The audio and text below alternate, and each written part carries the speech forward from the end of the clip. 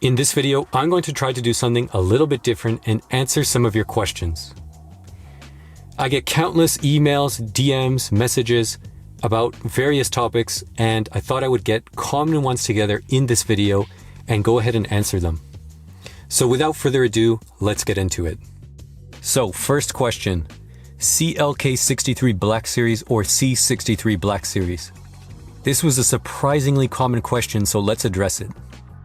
Today, these are both really treated as prized collector's cars, so which should you choose? The CLKs were mostly 2008 models and 700 were made in total. The C63 Blacks were mostly 2012 models and a total of 800 were made.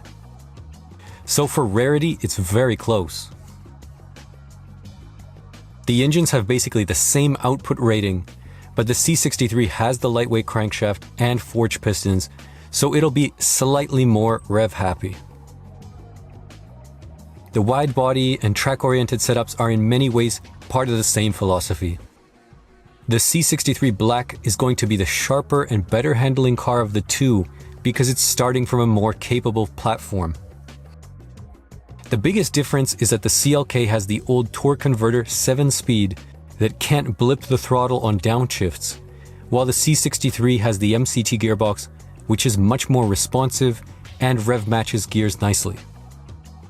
So for track driving, the C63 has a clear edge, especially on downshifts under braking. The sound of the CLK probably wins in my opinion. It has more of a staccato sound due to the offset secondary catalytic converters compared to the more smooth and raspy C63 Black Series, but it's very close.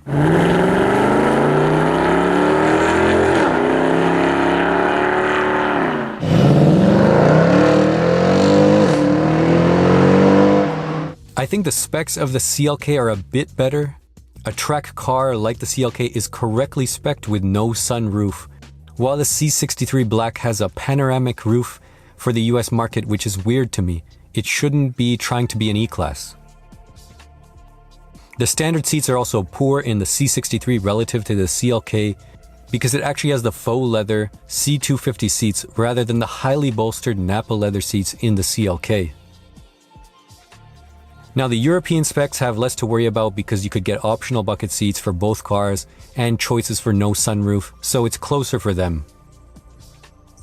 I think a lot of it comes down to which of the two you like more in terms of styling, the classic CLK or the more modern C. For me, it's a hard pick between the two. I think for collectors, the CLK is a bit more appealing, but for drivers, the C63 will be more fun due to the improved transmission and the sharper driving experience. Prices on the market are actually quite similar between the two, so a tough call, but I would probably slightly lean towards the C63. Now the next question. Should I get a C63 W204 Pre-facelift or facelift? This is one of the most common questions I find. It's an interesting one because it involves some facts and some opinion. Of course, the general wisdom is that the newer car is better, and if you want two doors, you'll have to get the facelift, which was 2012 and newer. The main difference on the outside is the styling, which is subjective. You have to pick the one that you like. The facelift interior is nicer for sure. The main functional difference is the transmission on the pre-facelift has the old torque converter, and the facelift has the MCT gearbox. If the car is going to be used for spirited driving, canyon roads, and fun stuff like that, you'll want the facelift for those crisp and fast shifts. The pre-facelift is totally acceptable because it can still blip the throttle on downshifts, so it's still fine for sport driving, just not as good. The flip side is that the pre-facelift will be smoother and more comfortable to drive in busy traffic, as the MCT can be quite jerky in those type of situations at low speeds. So it's up to that and the styling. I think the facelift is a little bit better for me, but it's a close call. And between the three body styles, I would definitely prefer the sedan or wagon because they have better seats compared to the coupe. Next question. What got you into AMG? I was definitely more of a BMW and Porsche fan growing up, especially from the Need for Speed games. I really love the E39 BMW M5 and the E46 M3.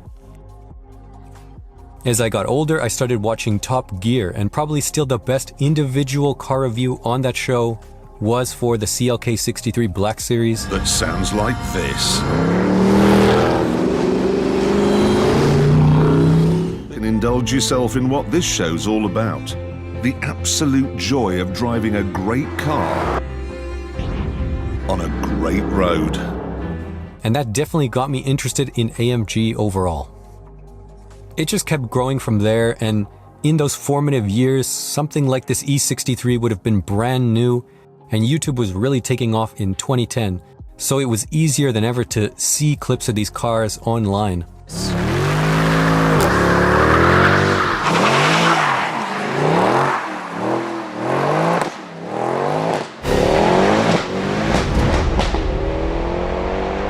And the rest is really history. Another common question is, where do you find these cars on the used market? I certainly didn't buy them new, and the thing about hunting for cars that are 10 years old or more is that the spec you want is going to be hard to find. And on top of that, finding a car that's well kept. Both of my current cars were actually found on Facebook Marketplace. I like to check when I can, whether a lunch break or in the morning, do a quick scroll on the keyword of AMG, and just see what's there.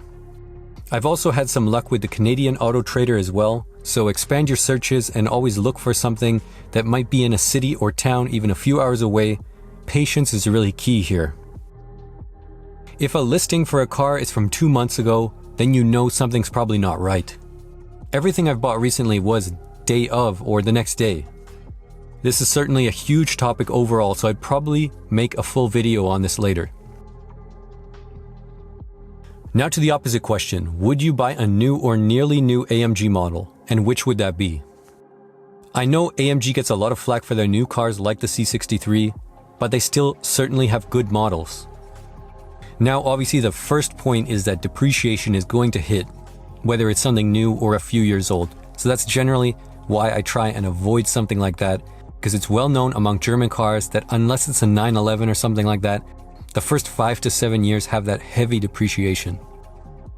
Now the GT63 is still available for 2026, and I like this car a lot, with the M177 and just skipping the hybrid model. Great engine and transmission in this car, coupled with a great chassis. This is probably about as good as it gets if you want 4 doors and a modern car. They kind of messed up the front grille with the facelift of the GT back in 2023, but it is what it is. Getting an earlier 2021 or something like that as they depreciate heavily would be a good used buy. But at the end, none of these are limited or collector's cars, so they're going to depreciate a lot. Anyways, that's it for the video. Let me know what you think in the comments and definitely add more questions, and I can always make a follow-up video. Thanks for watching, and if you want to support the channel, take a look at my store. Link is in the description. If you want to see more Mercedes and AMG content, subscribe for more videos like this one.